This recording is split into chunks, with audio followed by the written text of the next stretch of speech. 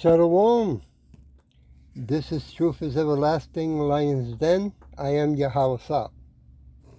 I camp out with Lion Den, Hawan Ben Joshua Water in Jacksonville, Florida.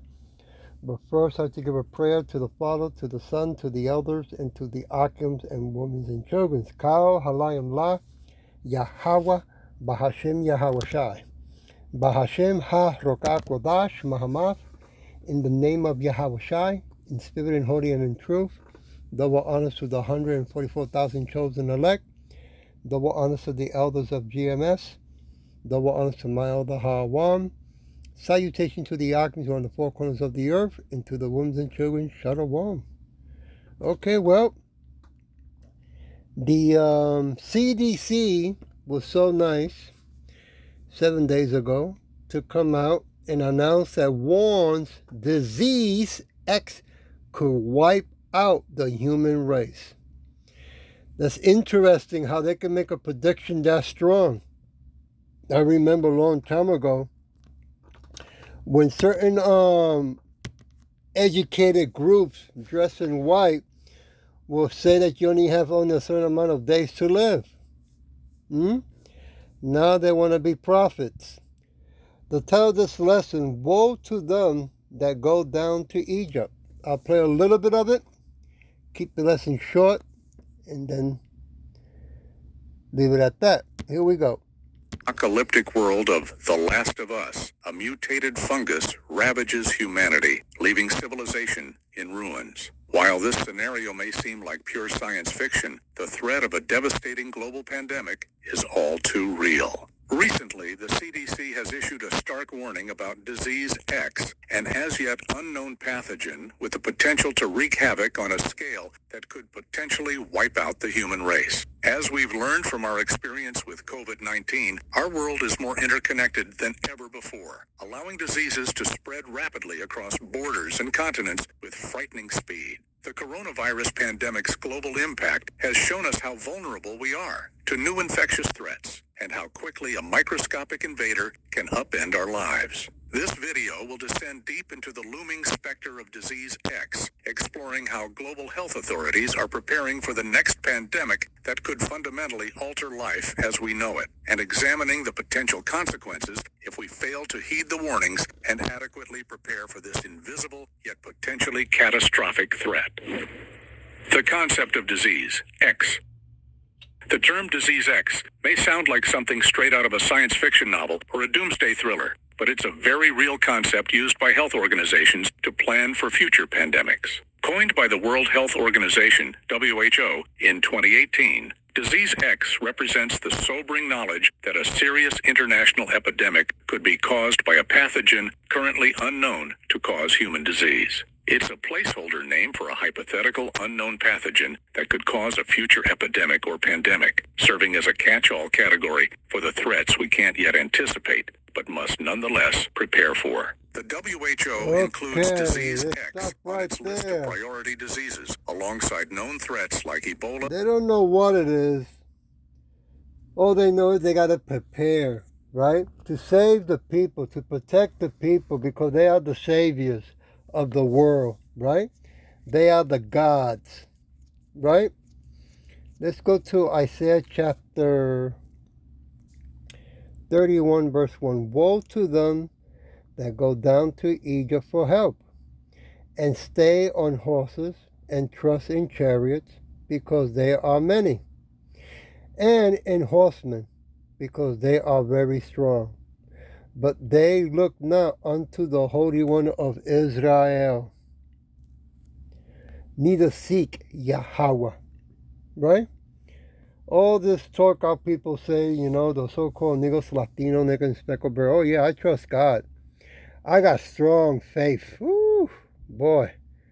Yep, I can move mountains, man.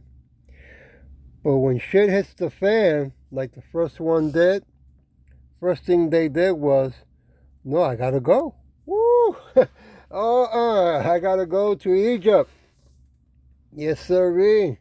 Whatever they're gonna give me, I'm gonna take. And look what happened to some of our people for taking whatever Egypt was giving, right? Now the second one, rest assured they're gonna make it much worse than the first one, right? And this time, they're going to even push it to make it mandatory. I want to go to Isaiah chapter 30, verse 2. That walk to go down into Egypt and have not asked at me. Oh no, second. Verse 2. That walk to go down into Egypt and have not asked at my mouth to strengthen themselves in the strength of Pharaoh and to trust in the shadows of Egypt. Man, that's playing Russian roulette. You would think that our people, the so-called Negros Latinos, American speckled bird, would learn, right? When the first shutdown came about, that was a tryout. And when they say that it can wipe out human race, it's really talking about it's going to kill a lot of people this time because they're going to make sure, right? But still our people are going to go, right? And are going to do whatever Egypt says. And that's the way it's going to go down, right? Let's go to Daniel chapter 9:13. 9:13. As it is written in the law of Moses, all this evil is come upon us. Yet may we not our prayers before Yahweh our power, that we might turn from our iniquities and understand thy truth? People have a hard time. How you know what is the truth? How you know that that's the name when there's so many Bibles written, huh? And so many religions. Well, start with baby step. How about start with the name? Look into the name, right? Do that. How about praying in the name, right? Test the spirit, all right? And be patient. No one can control Yahweh Bashin Yahushai, right? How about that? How about stopping smoking cigarettes? How about stopping wearing that cross of Jesus? How about stopping using that name Jesus? How about stopping practicing the pagan holidays? How about stopping eating pork, shrimp, lobster? Right? How about that? How about stopping wearing a wig? But they just want to concentrate. Well, how are you going to know it's the truth? How are you going to know it's the truth? By doing the works and calling out the name of Yahweh Shem Yahushai. I want to go to Psalm chapter 20, verse 7. Yep, they're giving the warning already. Things are getting, they're getting ready. Verse 7, Slakia. Some trust in chariots and some in horses, but we will remember the name of Yahweh Shai, our power. You see? That's who we put our trust in, the name of Yahweh Shem Yahushai, the Father and in the Son. Because you can't go to the Father only through the Son. Right? So, Yahweh Bashin Yahushai are magnifying the truth, magnifying the law, and making everyone, right, to move accordingly to what is hidden in their hearts. Are you going to trust with faith the true God of heaven and earth? Or are you going to keep on trusting Egypt after knowing that they are the wicked, that they are the Edomites?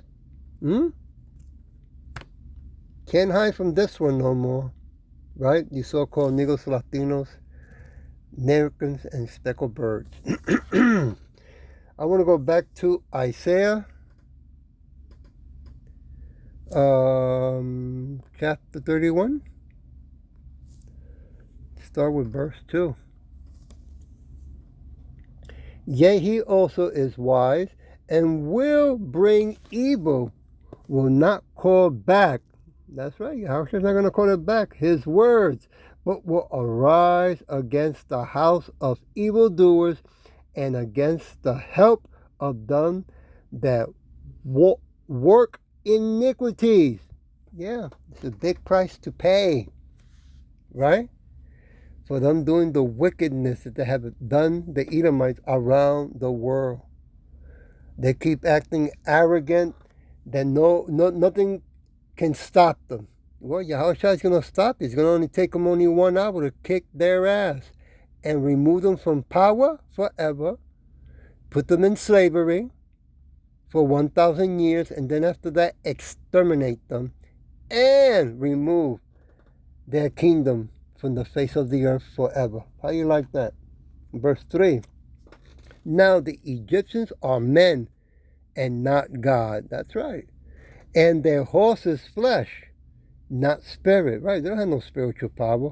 When Yahweh shall stretch out his hand, both he that help shall fall, and he that is hopping shall fall down, and they shall fade together. Yeah, bye-bye. A disappearing act that Yahushua is going to do on them, right? For all their wickedness. Verse 4, for thou hast Yahweh spoken unto me, like as the lion and the young lion, roaring on his prey, when a multitude of shepherds, is called forth against him. Ah, boy, it's going to get pretty. He will not be afraid of their voice, nor abase himself for the noise of them. So shall Yahweh of hosts of army come down to fight for Mount Israel and for the hill thereof. Yeah, he's going to send his son to come down and fight. And he's going to give 144,000 chosen spiritual powers to go and help and kick ass. That's why the Edomites are poisoning the air, the water, the food, the land, the clothes, the money, and our people. They don't want us. We chose those. We don't know who's going to be chosen, but the Edomites don't want us to be transformed into the spiritual Superman powers, right? Their technology that they brag so much about, AI, cannot handle that, you see? But it's going to happen, and they can't stop it. How you like that? Let's go to Hosea chapter 11. Chapter 11, verse 10. They shall walk after Yahweh. He shall roar like a lion. When he shall roar, then the children shall tremble from the west. Yeah. When they start seeing that Yahweh Shai is alive and well, 10 feet tall, coming down in those so-called UFOs, Bible calls them chariots or clouds, and he comes down with a host of angels, with an army of angels, right? Then they're going to say, whoa, wait a minute. The ones that were out there in the street were speaking the truth. Then lo and behold, bye-bye this wicked kingdom. That's going to be beautiful. I want to go back to Isaiah 31, verse 5.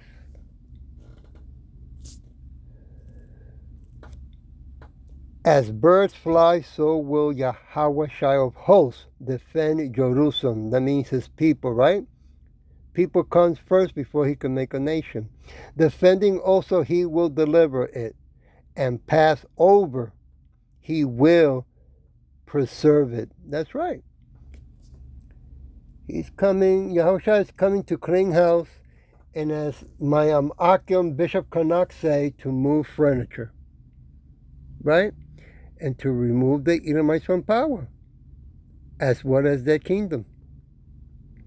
I'm going to leave it with Deuteronomy chapter 32. Leave it with verse 11. As an eagle stirs up her nest, hovers over her young, spreading abroad her wings, take them beneath them on her wings. That's why when the chariots come, they're going to be hovering around, and at the speed of lightning, they're going to come down and protect those that are 144,000 chosen elect, which is all men, which I hope and pray I'm one of them, and 1/3 of men, women, and children. Call Hala Yahweh Bahashim Yahweh Shai. I hope that this was edifying, and with that I say, Shalom.